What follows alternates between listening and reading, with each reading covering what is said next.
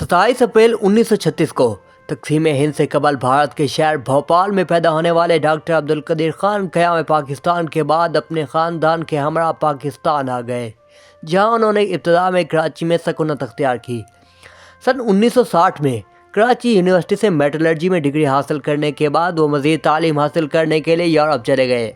उन्होंने जर्मनी और हाईलैंड से आला तालीम हासिल की। उन्होंने हाईलैंड से मास्टर ऑफ साइंस जबकि बेल्जियम से डॉक्टरेट ऑफ इंजीनियरिंग की असनाद हासिल की। डॉक्टर अब्दुल कदीर खान 15 वर्ष यूरोप में रहने के बाद साबिक वज़ीर-ए-आज़म ज़ुल्फ़िकार अली भुट्टो के इसरार पर 1976 में उस वक्त पाकिस्तान वापस आए, जब 2 वर्ष कबल भारत की जानिब से किए गए एटमी धमाकों के बाद पाकिस्तान में जौहरी प्रोग्राम शुरू करने का फैसला किया गया। ज़ुल्फ़िकार अली भुट्टो के कहने पर उन्होंने 31 मई 1976 को इंजीनियरिंग रिसर्च लेबॉर्ट्रीज़ में शमूलियत अख्तियार की। बाद इसी इदारे का नाम 1 मई 1981 को जनरल ज़िया-उल हक ने doctor A.Q. Khan research laboratories रख दिया। ये इदारा पाकिस्तान में यूरेनियम की अफसुदगी में नुमाया मकाम रखता है। खान रिसर्च लेबॉर्ट्रीज़ ने जौहरी प्रोग्राम के अलावा पाकिस्तान के लिए 1000 किलोमीटर दूर तक मार करने वाले गौरी मिसाइल समेत कम और दरमियानी रेंज तक मार करने वाले मुअत्तद मिसाइल तैयार करने में भी अहम किरदार अदा किया। 14 अगस्त 1996 को उस वक्त के सदर मुमलिकत फारूक लगारी ने उन्हें पाकिस्तान के सबसे बड़े सिविल एजाज़ निशान इम्तियाज़ से नवाजा। इससे कबल उन्हें 1999 में हिलाल इम्तियाज़ से भी नवाजा गया था। डॉक्टर अब्दुल कदीर खान ने मुअत्तद मरतबा एतराफ़ किया कि पाकिस्तान में एटमी प्रोग्राम साबिक वज़ीर-ए-आज़म ज़ुल्फ़िकार अली भुट्टो ने शुरू किया, जिन्हें मुख्तलिफ हुक्मरानों ने आगे बढ़ाया। डॉक्टर अब्दुल कदीर खान को जहां पाकिस्तान में एक हीरो के तौर पर तस्लीम किया जाता है, वहीं बैनुल-अक़वामी सतह पर उनका नाम तनाज़ात में भी शामिल रहा। उनके खिलाफ हाईलैंड की हुकूमत ने अहम मालूमात चुराने के इल्ज़ामात के तहत मुकदमा भी दायर किया, लेकिन हाईलैंड, बेल्जियम, बरतानिया और जर्मनी के प्रोफेसर ने जब इन इल्ज़ामात का जायज़ा लिया तो उन्होंने डॉक्टर अब्दुल कदीर खान को बरी करने की सिफारिश करते हुए कहा था कि जिन मालूमात को चुराने की बिना पर मुकदमा दाखिल किया गया है वो आम किताबों में भी मौजूद है, जिसके बाद हाईलैंड की अदालत ने उनको बाइज़्ज़त बरी कर दिया।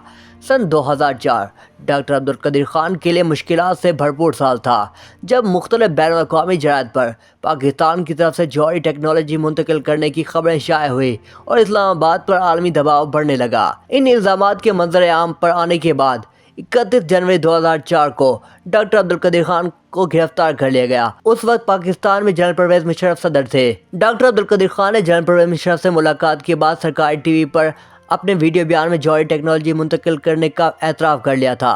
Doctor Abdul Qadeer Khan TV screen पर आए और तमाम इल्ज़ामात को तस्लीम किया। इसके अगले ही दिन उस वक्त के सदर परवेज़ मुशर्रफ ने उन्हें आम माफ़ी देने का ऐलान किया। तहम अगले कई बरसों तक वो आम लोगों की नज़रों से दूर सख्त सिक्योरिटी में इस्लामाबाद के सेक्टर A7 में अपने घर पर नज़रबंद रहे। इस बयान के बारे में कई बरस बाद डॉक्टर अब्दुल कदीर खान ने कहा कि उन्हें मारूफ कानूनदान SM ज़फ़र और उस वक्त पाकिस्तान में हुक्मरान जमात मुस्लिम लीग के सरबराह चौधरी शुजात हुसैन ने एतराफ़ी बयान देने पर रज़ामंद किया था और कहा था कि इन इल्ज़ामात को तस्लीम करने के बाद उन पर कोई आँच नहीं आएगी। अलबत्ता डॉक्टर अब्दुल कदीर खान का बाद ये शिकवा रहा कि उन्हें घर पर नज़रबंद कर दिया गया और उनके अहले खाना और चंद करीबी अफराद के अलावा किसी को उन तक रसाई हासिल नहीं थी और ना ही डॉक्टर अब्दुल कदीर खान को आज़ादाना नक़्ल व हरकत की इजाज़त थी। उनका एतराफ़ी बयान सामने आने के बाद उनके खिलाफ तहकीकात का मुतालबा भी किया गया। मगरबी ममालिक की जानिब से पाकिस्तान पर यह दबाव डाला जाता रहा कि वो इस मामले की मज़ीद तहकीकात करे। डॉक्टर अब्दुल कदीर खान की हिमायत में बात करने वाले अक्सर अफराद का कहना है कि डॉक्टर अब्दुल कदीर खान अगरचे अपनी लेबॉर्ट्रीज़ की हद तक खुद मुख्तार थे, लेकिन अगर उन्होंने टेक्नोलॉजी और आलात मुल्क से बाहर मुंतकिल किए तो वो लाजमी तौर पर सिविल या मिलिट्री जहाज़ों के ज़रिए ही किए गए होंगे, क्योंकि बाकायदा हुकूमती मंजूरी के बाद इस नौयत का अमल नामुमकिन है। सहाफ़ी सिल अल्मेडा ने अपने एक ट्वीट में कहा कि डॉक्टर अब्दुल कदीर खान बदउनवानी में मुलव्वस थे और कुछ ममालिक को ब्लैक मार्केट के ज़रिए जौहरी टेक्नोलॉजी फ़रोख्त कर रहे थे।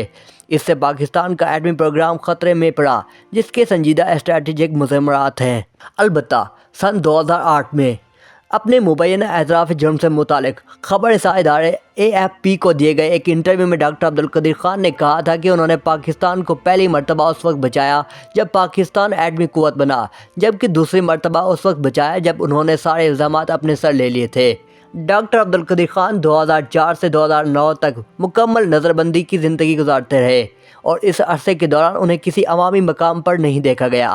سن 2009 میں ان پر عائد پابندیاں نرم کر دی گئیں اور انہیں کسی حد تک سماجی تقریبات میں بھی بھاری سیکیورٹی کے ساتھ جانے کی اجازت دے دی گئی۔ ڈاکٹر عبدالقدیر خان نے اپنی آزادانہ زندگی گزارنے کے لیے پاکستان کی عدالتوں میں انسانی حقوق کی خلاف ورزی کے تحت کیسز بھی کیے، لیکن لاہور ہائی کورٹ نے ان کی درخواست سننے سے معذرت کر لی کہ یہ کیس ان کے دائرہ اختیار سے باہر ہے۔ سپریم کورٹ آف پاکستان میں ایڈوکیٹ توثیق آصف کے ذریعے انہوں نے یہ درخواست 2019 میں دائر کی، تاہم 2 برس کے عرصے میں صرف 5 مرتبہ اس کیس کی سماعت ہوئی اور کوئی حتمی فیصلہ سامنے نہ آیا۔ ڈاکٹر عبدالقدیر خان اسلام آباد کے سیکٹر A7 میں فیصل مسجد سے چند قدم کی مسافت پر ایک گھر میں مقیم تھے، جہاں سخت سیکیورٹی میں انہیں رکھا گیا تھا۔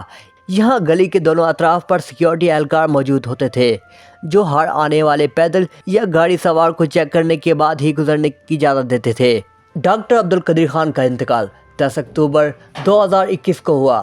ہماری اللہ رب العزت سے دعا ہے اللہ پاک ان کو اپنے جوار رحمت میں جگہ دے، آمین۔